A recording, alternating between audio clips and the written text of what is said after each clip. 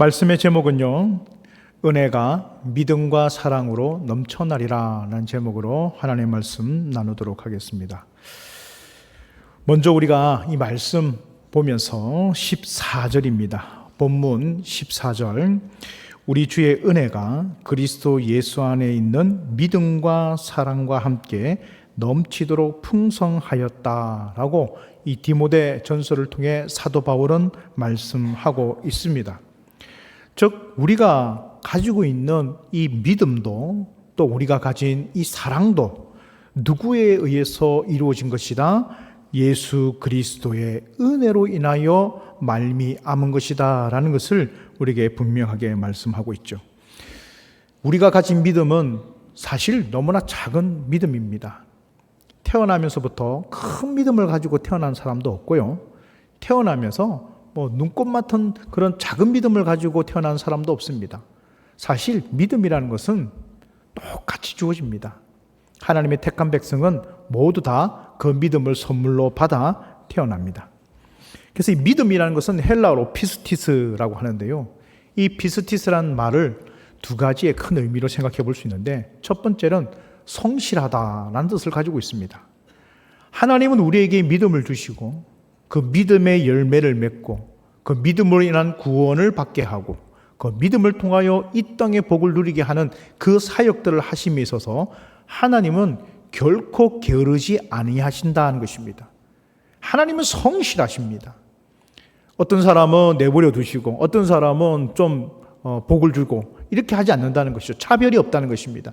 하나님은 동일하게 모든 사람에게 적절하고 알맞고 가장 좋은 것으로 그 믿음의 열매를 맺어 나가신다. 이게 하나님의 성실하심이라는 것입니다.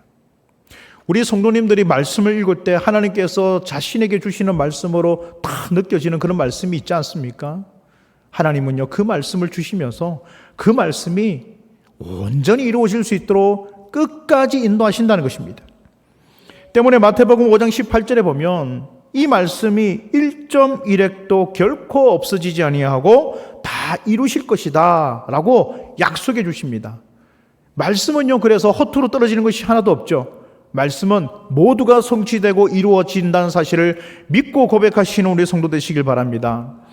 이 피스티스라는 이 믿음이라는 말 속에 그 성실함, 하나님의 성실하심이 있다는 것입니다. 두 번째는 신뢰라는 뜻을 가지고 있습니다. 하나님께서 그렇게 성실하게 하시니 우리가 하나님의 역사를 믿고 하나님의 손길을 신뢰할 수 있게 되는 것입니다. 만일 하나님이 감정에 따라서, 기분에 따라서 이랬다가 저랬다가 그러면 우리가 하나님을 온전히 신뢰할 수 있을까요? 우리는 그러지 못할 것입니다. 그런데 하나님은 예나 지금이나, 만일 이 성경이 쓰여졌던 2000년 전이나 지금이나 하나님은 동일하시고 알파와 오메가 되셔서 우리를 한결같이 성실함으로 인도하고 계시다는 이 사실을 우리가 어떻게 합니까? 신뢰할 수 있다는 것입니다. 여러분, 그런 하나님의 말씀과 능력과 손길이 신뢰함으로 나가시는 주님의 종들 되시길 주의 이름으로 축복드립니다.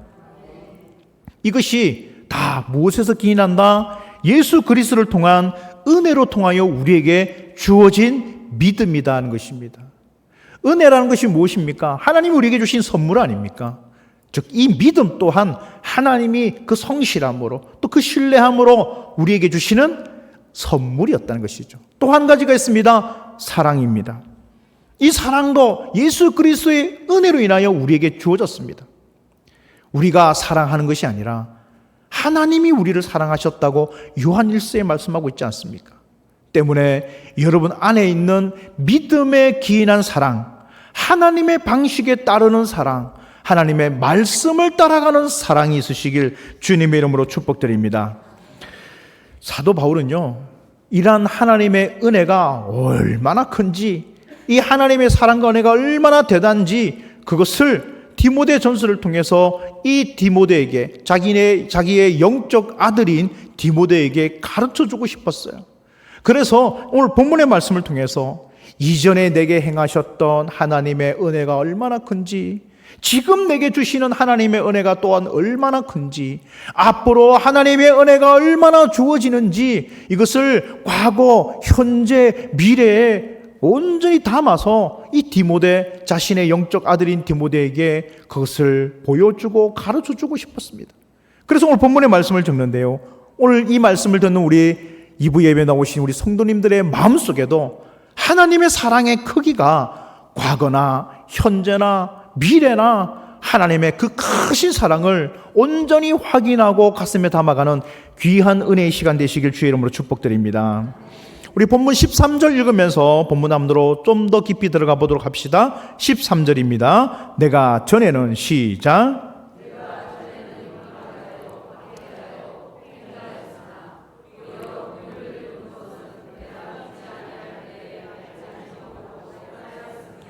아멘. 사도 바울은요, 어떻게 보면 예수님 이후에 가장 예수님다운 삶을 산 사람이 사도 바울이다라고 말할 수 있을 정도입니다. 예수님처럼 사도 바울은 엄청난 이적과 기사를 행했습니다. 많은 사람을 치유했고요, 심지어는 예수님처럼 죽은 사람을 살리기까지 한 사람이 사도 바울이었습니다. 사도 바울이 쓴 손수건을 손만 대어도 병들이 나아갔던 것이죠. 귀신 들렸던 사람들이 사도 바울의 외침 한 번으로, 선포 한 번으로 귀신들이 떠나가는 역사가 일어났습니다. 이 사도 바울은 정말 대단한 능력의 소유자였습니다. 뿐만이 아니죠. 사도 바울은 가말리엘 문화생으로서 그 지식이나 학문이나 율법적으로 또 바리새인 중에 바리새인이다라고 말할 정도로 자기 자신의 이력에 대해서는 한 점도 다른 사람에게 딸리는 것이 없이 대단한 사람이었습니다. 그런데 이 사도 바울에게 유일한 핸디캡이 하나 있었습니다. 그것이 무엇입니까? 자신의 과거였습니다. 오늘 13절의 말씀에도 말하고 있습니다. 내가 전에는 비방자요, 박해자요, 폭행자였다라고 말씀하고 있습니다. 사도 바울은 이전에 사울이었을 때 예수 믿는 사람들을 잡아가두고 그들을 죽이고 그들을 핍박하는 핍박자였습니다. 때문에 이런 자신의 과거의 이력이 큰 걸림돌이 되었던 것이죠. 많은 성도들이 아니 어떻게 당신이 사도일 수가 있겠느냐, 어떻게 당신이 하나님의 종일 수 있느냐, 어떻게 당신이 예수의 사도가 될 수 있느냐라고 비난하고 비판했던 그 가장 중요한 포인트는 자신의 과거의 그 핍박자였던 모습이었다는 것입니다. 때문에 사도 바울은요, 이 문제가 해결되어야만 했던 것이죠. 사실 이전에 사도 바울은요, 하나님을 믿지 않고 예수를 믿는다는 이 크리스찬들, 이 예수쟁이들을 다 잡아가둬야만이 하나님의 나라가 오는 줄 믿었습니다. 율법을 지키지 않고 율법을 무시하고 있는 저 예수쟁이들을 다 내가 잡아가두고 저 사람들을 내가 이 땅에서 내가 멸족시키리라, 그런 열심을 품었다는 것이죠. 왜 그렇습니까? 그렇게 해야만 이 땅에 다윗의 왕국, 하나님의 나라가 임할 것이라고 생각했던 것이죠. 그래서 열심을 내었습니다. 사도 바울은 예수 믿는 사람들이 너무나 미웠어요. 저 사람 때문에 하나님의 나라가 이루어지지 않고, 저 사람 때문에 우리 민족이 지금 로마의 지배를 받고 있고, 저 사람 때문에 우리가 지금 이렇게 핍박받고 살고 있다고 그렇게 생각했던 것이죠. 그래서 예수 믿는 사람들을 다 잡아가두고 다 없애버리면 하나님의 나라가 이루어지는 줄 믿었습니다. 너무나 붕괴했습니다. 예수 믿는 사람들이 싫었어요. 정오감과 적개심과 분노와 그런 마음들이 가득 차 있었습니다. 그래서 그 사람들 다 잡아요. 심지어는 스데반을 잡고 그를 죽음으로까지 몰아넣기까지 했던 것이죠. 그런 사울의 열심을 중단시키신 분이 계시죠. 그는 그날도 다메섹을 넘어가면서 예수 믿는 사람을 잡기 위해 그렇게 서슬퍼런 눈빛을 하고는 그 사람들 향해 가고 있던 중이었습니다. 그 다음 사울의 분노를 중단시키신 분, 그분이 바로 예수 그리스도십니다. 주님이 다 사울을 만나주시며 사울아, 사울아, 네가 어찌하여 나를 핍박하느냐라고 사울에게 가장 근본적인 질문을 던집니다. 도대체 네가 무엇 때문에 그렇게 열심을 가지고 있느냐? 너의 열심의 방향이 도대체 어디에 있느냐? 너의 열심의 모양은 도대체 어디에서 기인한 것이냐? 사울에게 질문을 던지면서 사울의 그 삐뚤어진 열심, 잘못된 분노, 그리고 엉클어진 그의 적개심에 제동을 걸기 시작했던 것이죠. 사랑하는 성도 여러분, 예수님의 방법은 결코 분노와 적개심과 증오의 감정으로 하나님의 나라는 결코 이루어지지 않습니다. 예수님이 만일 그러한 것으로 하나님의 나라를 이루려고 했다면 예수님은 십자가에 올라가지도 아니했을 것입니다. 천군 천사를 명하여서 저 로마와 빌라도의 모든 세력들을 다 물리쳤을 것입니다. 예수님은 절대 그런 방법을 사용하지 아니하신 것이죠. 주님은 오히려 십자가를 짐으로 참된 하나님의 나라의 건설을 말씀하셨습니다. 때문에 성경에는 우리에게 뭐라고 말씀하십니까? 악을 악으로 갚지 말라라고 말하는 것입니다. 그것은 참된 승리가 아니라는 거예요. 그것은 오히려 실패요. 그것은 사단에 오히려 우리가 무릎을 꿇는 것밖에 안 됩니다. 사단의 계략에 넘어가는 거예요. 때문에 악을 악으로 갚지 말고 악을 선으로 갚으라고 말씀하고 있습니다. 우리가 이겨야 할 것은 바로 여기에 있는 것이죠. 이것이 바로 진정한 승리입니다. 그래서 한쪽 뺨을 맞으면 다른 쪽 뺨을 내밀어라 하는 것입니다. 오리를 가져가면 십리를 가져야 되는 것입니다. 선으로 갚아주는 것이죠. 사마리아인이 그 죽어가고 있는 유대인을 치료하고 돌봐주고 자신의 모든 것을 내어서 선을 베풀을 때 그때 참된 승리가 일어나는 것입니다. 사랑은 바로 이런 것이죠. 때문에 사랑하는 성도 여러분, 우리의 과거가 분노와 정오와 적개심과 수치와 모멸감으로 얼룩져 있다 하더라도 오늘 본문의 사도 바울처럼 그것을 감추지 않고 하나님 앞에 다 내어놓고 나갈 때 주님은 그 모든 것을 다 용서해 주시고 그것을 회복시켜 주시고 새로운 은혜를 우리에게 부어주시더라는 것입니다. 때문에 요한복음 8장 11절에 보면 예수께서 이르시되 나도 너를 정죄하지 아니하노니 가서 다시는 죄를 범하지 말라 하시니라 라고 말씀합니다. 현장에서 간음하다가 잡힌 여인을 예수님의 발 앞에 무릎 꿇게 했습니다. 그리고 그 발 앞에서 이 여인은 두려워 떨고 있었어요. 율법대로는 그 여인을 돌로 쳐 죽여야 합니다. 그런데 주님이 말씀하시죠. 나도 너를 정죄하지 않겠다라고 말합니다. 아니 도대체 여인이 예수님에게 뭐라고 했습니까? 용서해 달라고 했습니까? 여인이 어떤 자초지정을 이야기를 했습니까? 아무 말도 안 했습니다. 그냥 예수님 발 앞에 무릎을 꿇었습니다. 그런데 주님은요, 그 여인을 보자마자 용서를 베풀어 주셔요. 여러분, 우리는 어떻습니까? 누가 잘했니? 누가 못했니? 잘잘못을 따지려고 하고 있고요. 그것을 경중을 따지려고 하고 있고요. 그래서 내가 용서해 줄 만한지 아니면 내가 정죄해야 되는지 그걸 얼마나 재고 있습니까? 그러나 주님의 사랑에는 그런 것이 없어요. 그냥 용서해 주는 거예요. 딸아, 나도 너를 정죄하지 않겠다. 그러니 다시는 가서 죄를 범하지 말라. 중요한 것은 무엇입니까? 여기서 네가 그거는 과거가 있다 하더라도, 그런 잘못된 과거가 있다 하더라도, 그런 너의 분노와 적개심과 죄성이 있다 하더라도 내 앞으로 나오는 것이 중요하다는 것입니다. 하나님 앞에 나와서 주님 앞에 믿음의 기도를 드리는 것, 주님의 자비를 구하는 것, 이것이 바로 용서의 유일한 기준이 된다는 사실을 기억하시기 바랍니다. 이 여인에 대해서 예수님은 다 그걸 보시는 거예요. 때문에 사랑하는 성도 여러분, 우리는요 주님 앞에 나가서 오직 죄인된 마음으로 주 앞에 나가서 주님의 은혜를 바라는 것입니다. 주님의 그 크신 은혜만을 바라는 것이죠. 그럴 때에 하나님께서 우리에게 믿음과 사랑으로 풍성케 하시는 역사가 있다는 사실, 오늘 말씀을 통하여 꼭 기억하시는 우리 성도 되시길 바랍니다. 12절의 말씀에 이렇게 기록하고 있죠. 나를 능하게 하신 그리스도 예수 우리 주께 내가 감사함은 나를 충성되이 여겨 내게 직분을 맡기심이니 라고 말씀하고 있습니다. 여기서 우리가 정말로 중요하게 생각해야 될 것은, 도대체 예수님은 그 다메섹에서 지금 회개하고 있는 이 바울의 무엇을 보고 직분을 맡기셨다고 이야기하고 있습니까?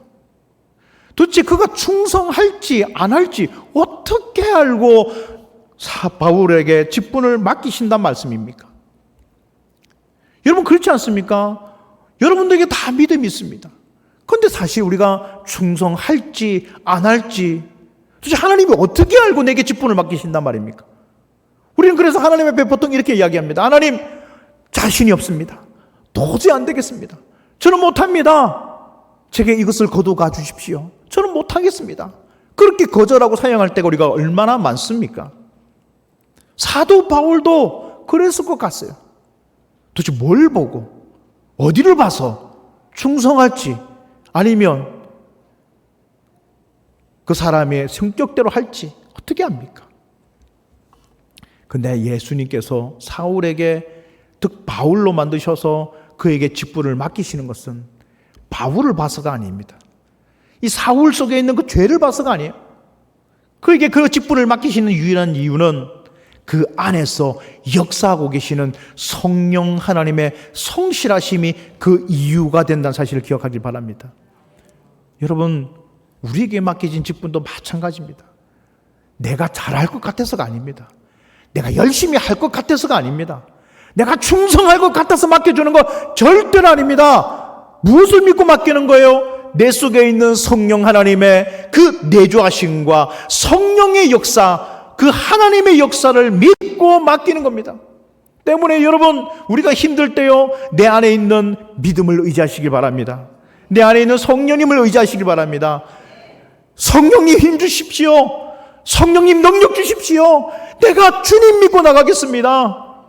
내 힘으로 하지 않기를 원합니다. 내 능력은 내려놓겠습니다. 하나님이 이끄신 대로 하게 하여 주시옵소서. 그 믿음의 기도를 드리며 나가시길 바랍니다. 빌립보서 1장 6절입니다. 같이 한번 읽어보겠습니다. 빌립보서 1장 6절 시작. 너희 안에서 착한 일을 시작하시니가 그리스도 예수의 날까지 이루실 줄을 우리는 확실하노라.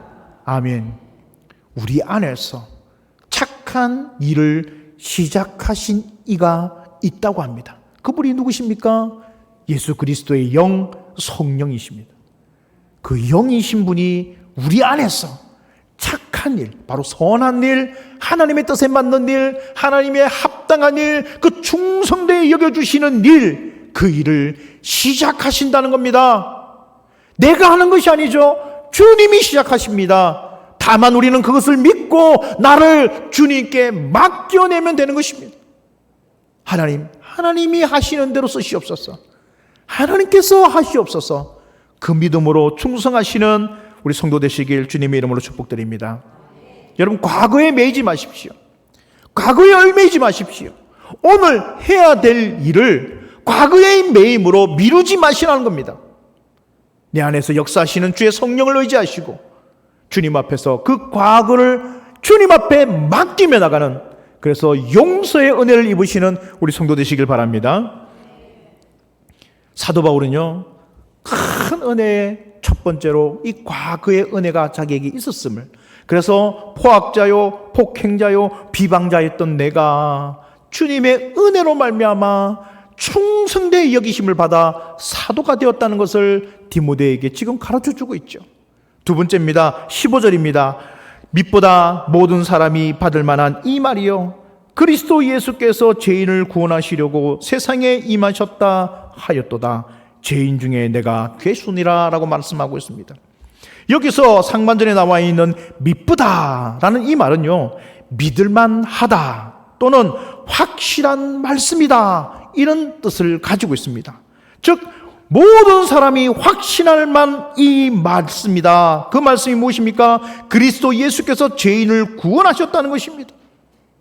사도 바울은 지금 현재 자신에게 주어져 있는 사명과 자신에게 주어져 있는 이 믿음을 오롯이 고백하고 있는 모습을 보여주고 있습니다. 여러분, 우리의 믿음은 현재적 믿음입니다. 현재 네가 믿음을 고백하느냐 고백하지 않느냐, 이게 가장 중요하다는 것입니다.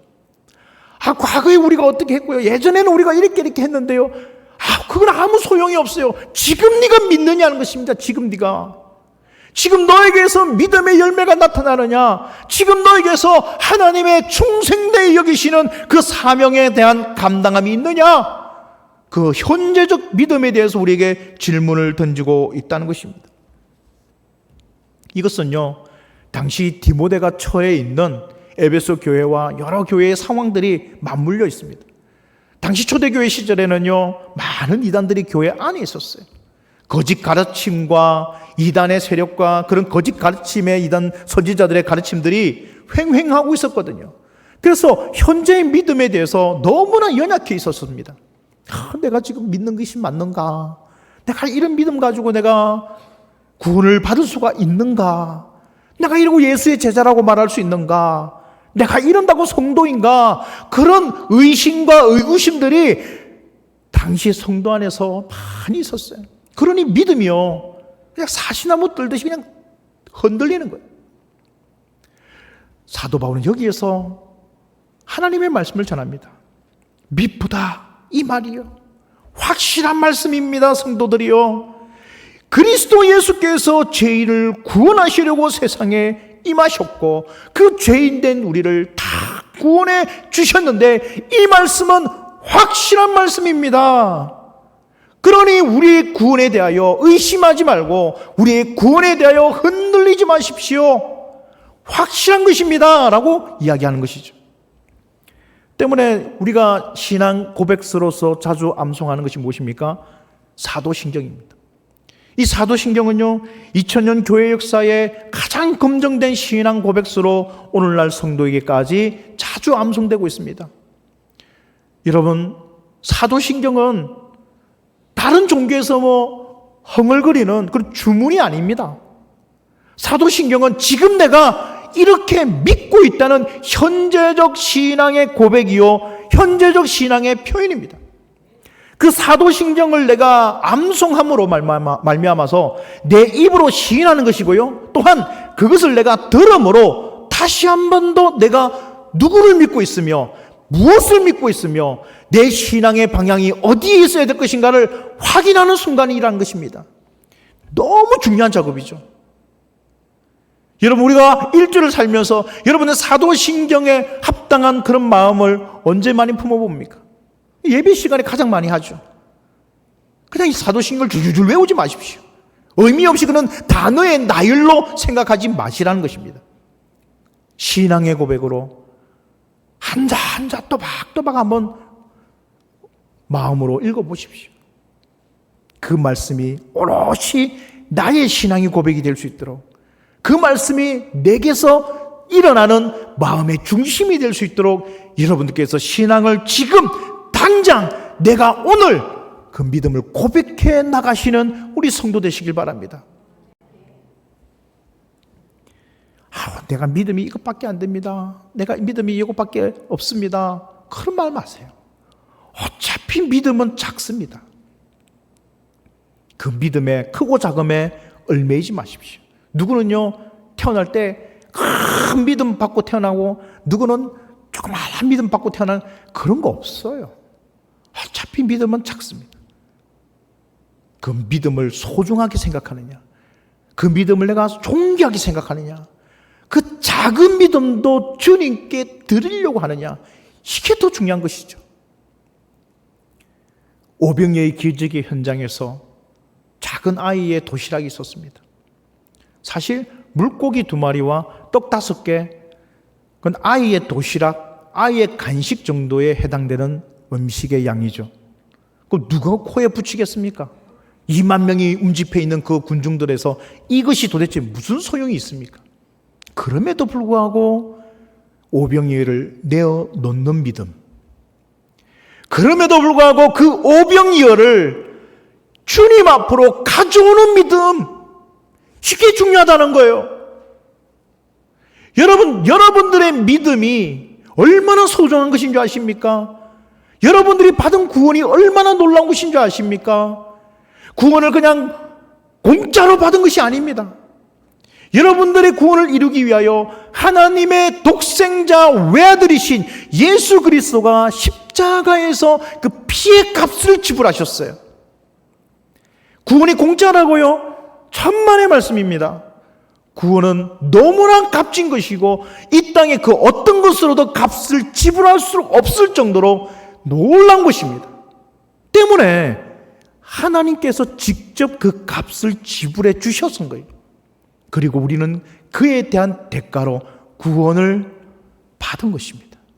때문에 그 구원을 인한 주님의 은혜의 믿음은 이 세상 그 무엇보다도 값진 것이라는 사실을 기억하시면서 오늘 지금 내게 주어지는 신앙을 아름답게 고백해 나가시는 우리 성도 되시길 주의 이름으로 축복드립니다. 마지막으로 사도 바울은요, 앞으로 일어날 믿음에 대하여 디모데에게 설명을 하고 있죠. 16절과 17절 우리 같이 한번 읽어보겠습니다. 16절, 17절입니다. 그러나 내가 시작.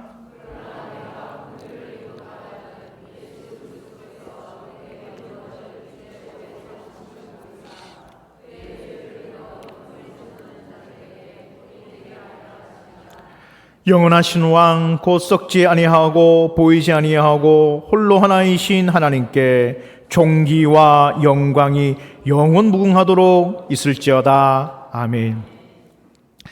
사도 바울은 자신이 받은 이 은혜에 대해서 앞으로 이 은혜가 이렇게 나아갈 것이라는 것을 지금 디모데에게 말하고 있습니다. 16절의 말씀을 보면 내가 긍휼을 입은 까닭은 하면서 그 은혜를 받은 이유에 대해서 설명을 하고 있죠. 16절 하반절에 보면 영생을 얻은 자들에게 본이 되게 하려 하심이라 라고 말씀하고 있습니다. 사랑하는 성도 여러분, 우리에게 주어지는 작은 믿음이라 할지라도 여러분 그 믿음은요 나에게서 끝나지 않습니다. 믿음은 나 한 사람의 문제로 절대로 끝나지 않습니다. 믿음은 어떤 방식으로든 다른 사람에게 영향력이 가게 된다는 것입니다. 내가 아무리 작은 믿음이라 하더라도 그 믿음을 붙들고 있으면 이 믿음을 통해서 다른 이에게 하나님의 영향력이 끼쳐진다는 것이죠. 그래서 사도 바울은 자신을 괴수 중에 괴수인데 그럼에도 불구하고 나에게 주신 이 믿음의 은혜로 말미암아서 다른 사람에게 본이 되게 하셨다. 나의 부족한 모습도 다른 사람에게는 무엇이 되었다? 본이 되었다는 것입니다. 나의 핍박자의 모습도 다른 사람들에게는 본이 되었다는 것입니다. 다른 사람들이 어떻게 보냈을까요? 야, 저 핍박자였던 바울도 예수 믿었더니 하나님의 사도가 되었다는 것입니다. 저렇게 완악한 자도 예수 믿었더니 사랑의 사도가 되었다는 것입니다. 저렇게 무식한 사람도 하나님을 믿었더니 말씀의 지혜로운 자가 되었다는 것입니다. 저렇게 교만한 사람도 예수 믿었더니 하나님 앞에 겸손한 자가 되었다는 것입니다. 여러분, 이게 나를 통해서 나타나는 하나님 앞에서의 영향력이라는 것입니다. 때문에 여러분들이 가지고 있는 그 믿음을 가지고 우리가 받은 은혜는 여러분 어떤 영향력을 미쳐야 될까요? 선한 영향력을 미쳐나가시는 우리 성도 되시길 주님의 이름으로 축복드립니다. 1800년대에 에드워드 킴볼이라는 사람이 살았습니다. 여러분, 이 에드워드 킴볼이라는 사람은 뭐 대단한 사람이거나 아니면 주목할 만한 역사적 위인이거나 그런 거 전혀 아닙니다. 저도 찾아보면서 알았어요. 이 에드워드 킴볼이라는 사람은 그냥 평범한 미국 시카고의 직장인이었고요. 또 한 가지 주목한다면 그는 교회에서 학생들, 청년들을 가르치는 교사였다는 것이죠. 그렇다고 해서 그가 성경을 뭐 잘 풀어내거나 아니면 복음을 잘 전하는 복음 전도자였거나 그런 것은 전혀 아니었습니다. 그냥 작은 믿음 가지고 그냥 말씀을 가르치는 것을 즐거워하는 그런 평범한 사람이었습니다. 그런데 이 에드워드 킴벌이요, 마음에 어떤 소원을 가졌냐면 내가 한 사람이라도 하나님 말씀을 좀 잘 전했으면 좋겠다, 이 정도 마음을 품었어요. 여러분, 우리 교회 학교 교사들 같으면 뭐 반이 10명, 20명 막 이렇게 되려고 기도하지 않습니까? 이 에드워드 킴벌은 그 정도 믿음도 없었어요. 한 명이라도 내가 잘 가르칠 수 있는 그런 사람이 되었으면 좋겠습니다. 이 에드워드 킴볼에게 한 청년이 눈에 들어왔어요. 근데 이 청년은 너무나 가난해서 아버지를 일찍 여의고 가난 속에서 살아가다가 이 신발 가게에서 구두 수선공으로 일하고 있는 사람이었습니다. 그러다 보니까 주일도 제대로 지키질 못했어요. 그래서 이 에드워드 킴볼은요, 망설였습니다. 저 청년에게 복음을 전해야 되나 말아야 되나, 그렇게 머뭇거리고, 이 사람조차도 내성적이고 그러다 보니까 선뜻 말씀을 못 전했던 것이죠. 그러다가 어느 날 기회가 되어서 그 청년에게 교회 다니기를 권유했고요, 말씀을 전했습니다. 이 청년이 제가 이번 주에 한번 교회를 나가보겠습니다, 그렇게 말하는 것을 듣고는 너무 기뻐했고, 그 이후로 이 청년이 교회에 나올 수 있도록 여러 가지를 도와주었습니다. 그 청년 한 사람에게 말씀 가르치고 복음 전하는 것을 기뻐하면서 그 사람은 그렇게 살았어요. 그게 끝입니다. 그런데요, 하나님의 역사는 여기서 멈추지 않더라는 것이죠. 그가 그렇게 복음을 전했던 그 청년이 나중에 자라서 그 유명한 19세기의 대단한 사역자였으며 복음 전도자였던 D.L. 무디가 되었다는 것입니다. 이 D.L. 무디는 여러분 설교 시간에 많이 들었을 것입니다. 이 D.L. 무디를 주목하는 이유는 무엇이냐면, 무디를 통해서 그 이후에 복음 전도자들 마이어, 체프먼, 빌리 선데이, 그리고 결국에는 마지막에 빌리 그레암 목사님까지 이 역사가 일어나기 시작하는 것이죠. 그리고 그 빌리 그레암 목사님은 우리나라에 와서 또 복음을 전했고, 또 우리나라에서도 목사님을 통해서 엄청난 부흥이 일어났지 않습니까? 여러분, 그 부흥의 역사의 자락에 우리도 와 있는 것입니다. 한 사람의 약한 믿음, 선한 조그만한 영향력, 그 하나가 하나님 앞에 믿음으로 가져가야 될 그 열매는 너무나 놀라운 열매를 맺기 시작한다는 것입니다. 때문에 네 믿음이 작다고 이야기하지 마십시오. 원래 믿음은 작습니다. 원래 믿음의 크기는 얼마나 줄 아십니까? 성경에 나와 있는 대로 우리의 믿음의 크기는 겨자씨만한 믿음입니다. 그 겨자씨만한 믿음이 심겨질 때 그 믿음이 맺어야 될 열매는요, 엄청나게 크다는 것입니다.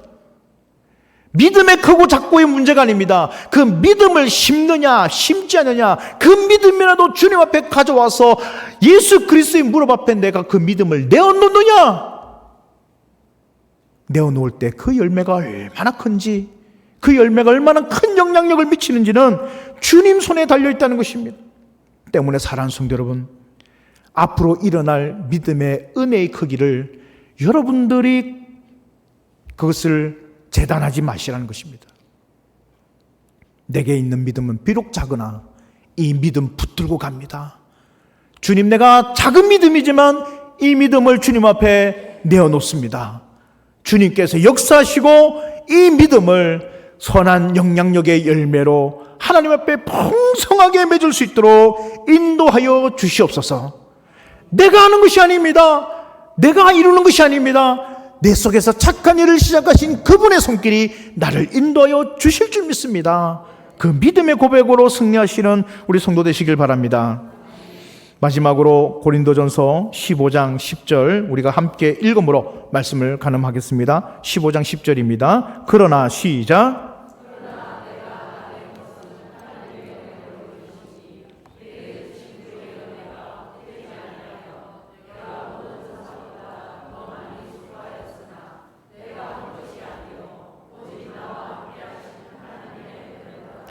아멘. 내가 나된 것은, 또 앞으로 내가 될 것은 내가 된 것이 아니요 하나님의 은혜로 된 것이다. 나의 나 된 것은 주님의 은혜라고 고백하셔서 이번 한 주간에도 주님의 그 은혜로 말미암아 여러분 삶 속에 깊이 손길을 미쳐나가시는 하나님의 은혜 맺음의 손길이 큰 열매로 나타나시길 주님의 이름으로 축복드립니다.